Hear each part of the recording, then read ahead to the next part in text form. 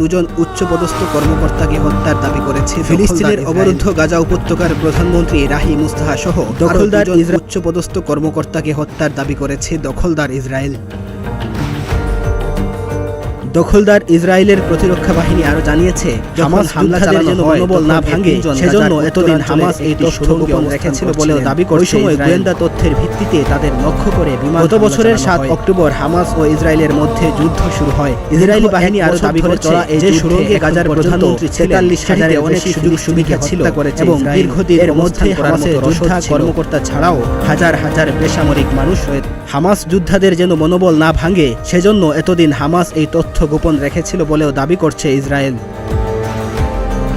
গত বছরের 7 October Hamas ও ইসরায়েলের মধ্যে যুদ্ধ শুরু হয়। দীর্ঘ 1 বছর ধরে চলা এই যুদ্ধে এখন পর্যন্ত 43,000-এর বেশি ফিলিস্তিনিকে হত্যা করেছে ইসরায়েল। এর মধ্যে হামাসের যোদ্ধা কর্মকর্তা ছাড়াও হাজার হাজার বেসামরিক মানুষ রয়েছেন।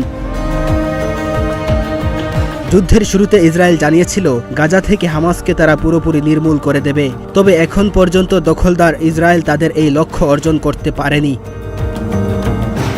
ডেস্ক রিপোর্ট, প্রতিদিনের বাংলাদেশ।